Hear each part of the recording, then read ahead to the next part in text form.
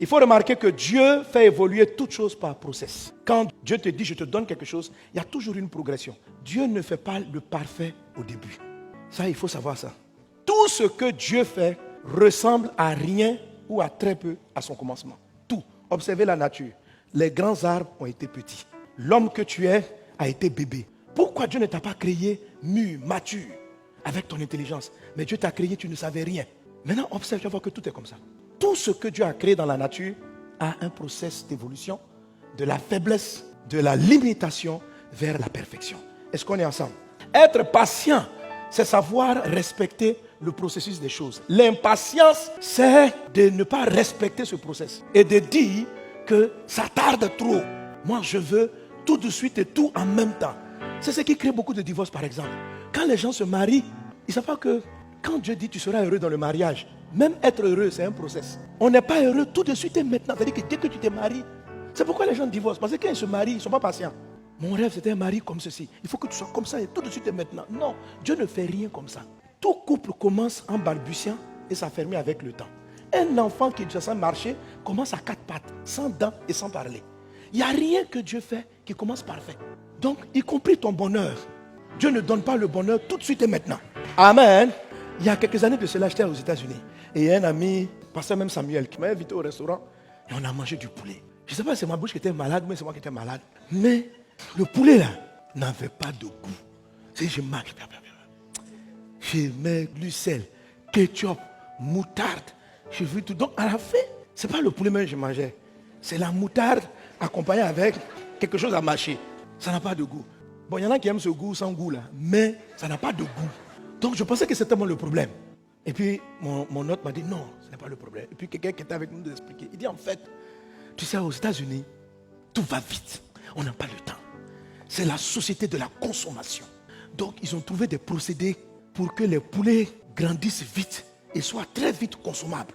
Si vous avez été un peu dans les plantations en campagne, vous voyez un peu comment les poulets évoluent. Alors le poulet se lève pratiquement avec le lever du soleil. Tant que le soleil est levé, le poulet ne dort pas. Tant qu'il y a de la lumière, le poulet est réveillé. Et le poulet passe tout son temps à picorer. Le poulet ne picore pas pour combler une faim. C'est-à-dire que c'est un mécanisme. Quand il marche, on est là. Voilà. Donc, il dit ce qu'ils ont fait, c'est qu'ils ont des fermes et ils mettent la lumière constamment allumée sans interruption. Donc, le poulet est toujours réveillé. Et la nourriture passe. Et le poulet est coincé dans un truc et il picore seulement. Un jour, il est là seulement. Et donc, il commence à grossir bêtement. Il grossit. Et le sang, les bonnes choses qui sont dans le sang là, n'ont pas pris le temps d'entrer dans sa chair parce qu'il va vite. Je ne sais pas, normalement, il faut un bon poulet. Il faut combien de jours? Les fermiers. À peu près 45 jours. Mais en une semaine, ou 10 jours maximum, ils t'ont fabriqué un poulet. Parce que là, vraiment, on peut dire qu'ils l'ont fabriqué. Avec des cuisses énormes, c'est-à-dire il est costaud, mais même les os n'ont pas pris le temps de se former. Parce que quand vous mangez nos poulets africains, les poulets, la bicyclette là, tu sens qu'il a pris le temps. C'est-à-dire quand tu arrives sur ces os, quand toi-même tu croques, tu sens que le poulet est là. C'est-à-dire que le poulet africain, même pour le cuit, il faut savoir que sa chair est truc. Donc, leur poulet n'a pas de goût. Les gens n'ont pas de goût parce que ce sont des choses faites avec précipitation. Impatience, on veut vite le manger. Le plus important c'est de manger, peu importe le goût. Donc je demande pardon aux Américains, mais répentez-vous. Respectez la nature de Dieu. Bon, c'est pas tous les Américains. Après on m'a amené dans d'autres restaurants où ils arrivent à sélectionner parce qu'il y a des fermes là-bas qui ont compris le principe et qui veulent manger, mais ça coûte plus cher. Ok? Ça coûte plus cher ce genre de viande. Est-ce qu'on est ensemble?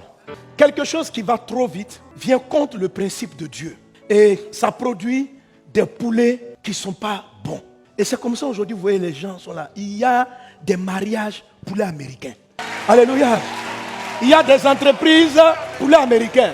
C'est-à-dire que tu ne prends pas le temps de construire tes employés. C'est tout de suite maintenant. Je veux des gens compétents tout de suite et maintenant. Je veux la consommation tout de suite et maintenant. Je veux le mariage et le plaisir du mariage tout de suite et maintenant. Donc tout le monde est là. Voilà ce que tu dois faire. La lumière est toujours là. Il n'y a pas de temps de nuit. Il n'y a pas de temps de repos. À la fin, quand tu rentres dans ton mariage et puis que tu le manges, il n'a pas...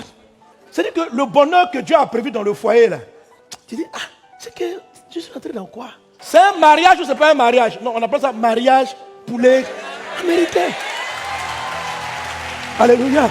Dis à ton voisin, dis à ta voisine, ne rentrez pas dans des mariages poulet américains, dans des entreprises poulet américains, dans des situations poulet américains. La vie est un process. Laissez les choses se bâtir. Laissez les gens apprendre à se découvrir. Les gens sont pressés. On veut aller rapidement au sexe. On est là, le monsieur t'a pas encore marié. Et de toute façon, on va se marier. Non, nous nous aimons. Mais non, apprenez le temps de vous apprécier. Faites des petites crises. Apprenez à comprendre l'autre. Laissez le temps. Le poulet, il faut dormir, il faut se réveiller. Parce que la nature est comme ça. Un manguier ne te donne pas la mangue mûre tout de suite. Et elle va te donner la mangue est non mûre. Tu la manges non mûre, ça agace tes dents. Tu rentres dans un foyer qui n'est pas mûr. Tu vas sentir ça dans ta vie. Tu commences un projet qui n'est pas mûr. Tu vas le sentir. Et Dieu a créé la nature comme ça. Ça ne va pas changer à cause de toi. Les gens sont fâchés pour dire time is money. Dieu n'est pas dans votre histoire. Vous allez regretter votre affaire de time is money. Amen. Il faut le temps pour bâtir toute chose. Alléluia. Gloire à Dieu. Il faut le temps de bâtir chaque chose. Donc, soumettons-nous à Dieu, soumettons-nous au process et on aura des foyers heureux, des enfants formés, des vies éduquées. Des gens sont déçus de leurs enfants après leurs premières erreurs. Un enfant grandit avec des erreurs. Les gens veulent tout de suite avoir les meilleurs. C'est pourquoi vous embauchez des personnes qui ont peut-être la compétence, mais qui n'ont pas pris le temps d'être formées. Ils ne sont pas formés avec toi. Ils ne te seront pas loyaux. Tu vas perdre les gens, tu vas perdre beaucoup de temps. Ce temps-là, tu vas le rattraper d'une manière ou d'une autre. Tu ne peux pas venir contre les lois que Dieu a installées dans la nature. Tu dois apprendre à les honorer, tu dois apprendre à les respecter et ta vie sera épanouie. Dieu fait toutes choses bonnes, toutes choses belles en son temps.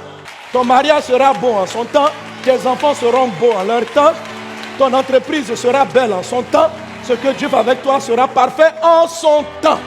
Toi maintenant, suis le tempo de Dieu et tu seras épanoui. Quelqu'un donne un bon amen. Quelqu'un donne un bon amen. Alléluia.